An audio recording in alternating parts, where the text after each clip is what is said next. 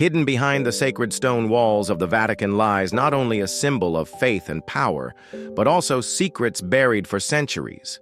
From the embalming of saints using ancient Egyptian methods to the safeguarding of legendary treasures from the Nile. Civilization and much more still concealed in the shadows. These are 7 chilling mysteries that remain locked within the heart of the Vatican. So fasten your seatbelt as we dive into today's mystery. Part 1. The hidden remains of Alexander the Great.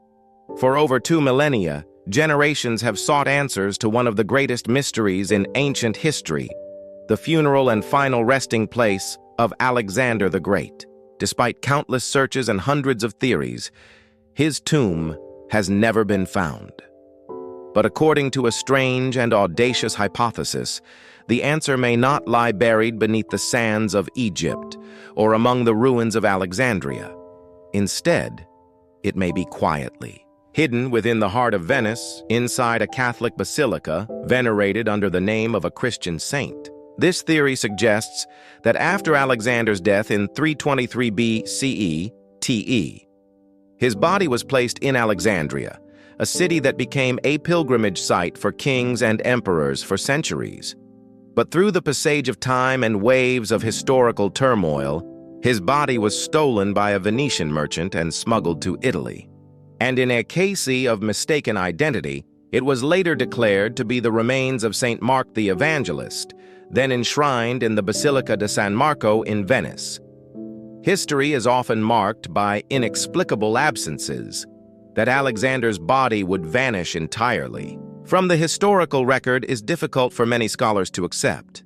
For centuries, the location of his tomb was widely known, a site visited by towering figures like Julius Caesar and Augustus. Yet, within just a few generations, every trace of it seemed to vanish, as though deliberately erased from history. If the mummy within St. Mark's Basilica truly belongs to Alexander, then this is not merely a case of mistaken identity. It would be a global-scale cover-up of historical proportions. And if the theory holds true, then for hundreds of years, devout believers have unknowingly offered prayers before the body, not of a Christian missionary, but of an emperor who once set the world ablaze with the fire of ambition and glory. Part 2. The Horus Theory. Throughout the long arc of human history, religious stories have formed the foundation of culture and morality. But at times, those very stories startle us with uncanny similarities. So much so that they challenge what we thought we knew. One of the most controversial theories of all suggests that the story of Jesus Christ may not be entirely unique. Instead, it may be a retelling of an older tale, that of the Egyptian god Horus. According to scholars and researchers in the field of symbolism, Horus, worshipped thousands of years before the rise of Christianity, lived a life marked by astonishing parallels to that of Jesus.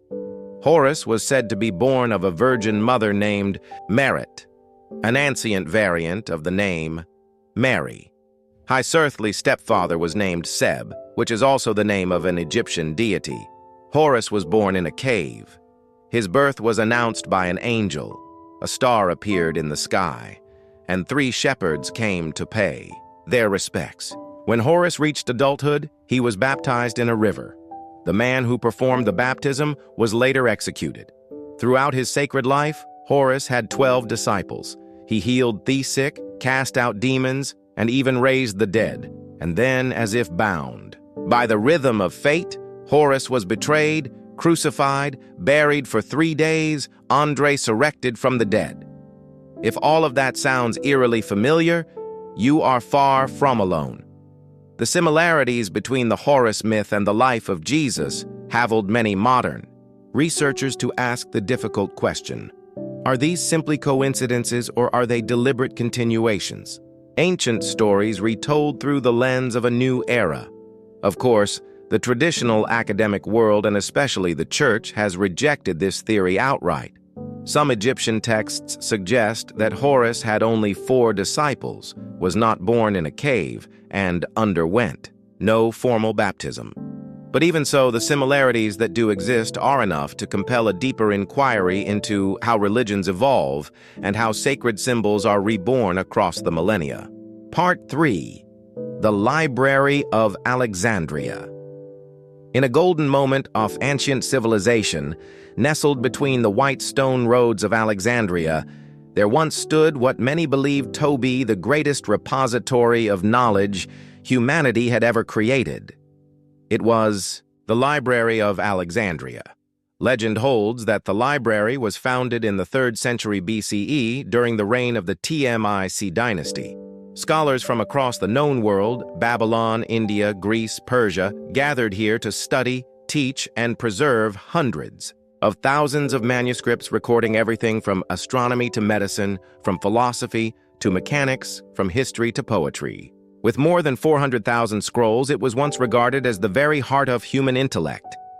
And yet, mysteriously, almost nothing of it remains today. Some blame Julius Caesar, claiming that when he set fire to his own ships during the siege of Egypt in 48 BCE, the flames spread into the city and consumed the library in the chaos.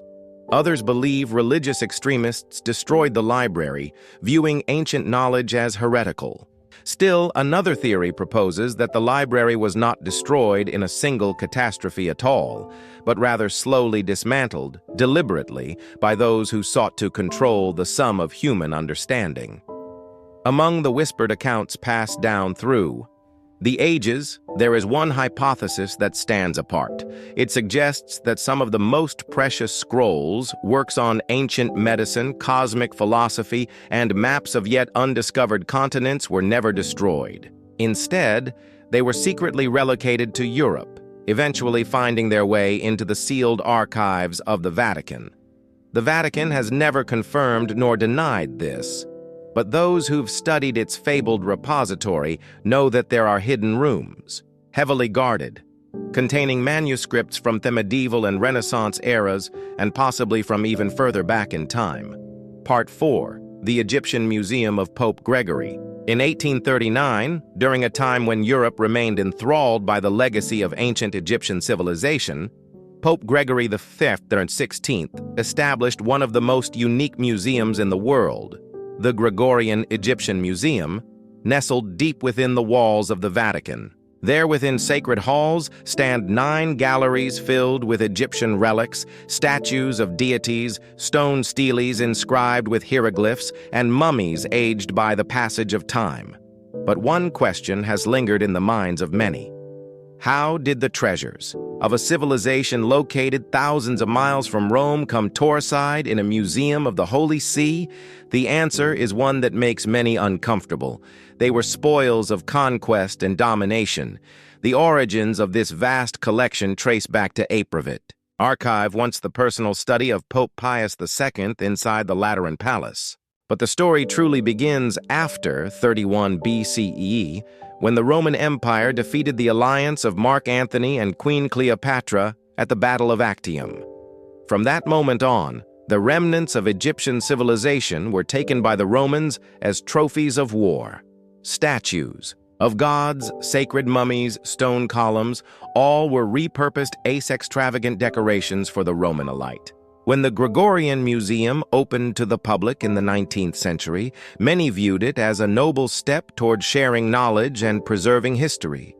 But beneath the warm glow of the exhibition rooms lies a far less comfortable truth. These artifacts were taken from distant land, brought back through the blade and authority of those who had conquered. And today, while modern Egyptians continue to fight for their turn of what was once taken from their motherland, those ancient relics remain in quiet repose within the heart of the Vatican. Silent witnesses to a time when appropriation was veiled in the name of preservation. Part 5. The Forbidden Teachings of Jesus. In a desolate rubbish heap beneath the sun-sked winds of Egypt, among decayed scraps of papyrus, receipts for donkey purchases, and 5th century tax records, archaeologists made an astonishing discovery. A strange manuscript written in ancient Greek, its syllables separated by tiny dots, as though it had been prepared for an elementary reading lesson. but the shock came not from the form of the writing, but from its content. It was a fragment of an ancient text known as the First Apocalypse of James, a work excluded from the biblical canon, long condemned by the Church as heresy. According to scholars, it represents part of the forbidden teachings of Jesus, words that were never spoken aloud in church, never cited in catechisms, and forbidden from being copied for centuries. And why was such a text banned? The answer may shake the foundations of many long-held beliefs.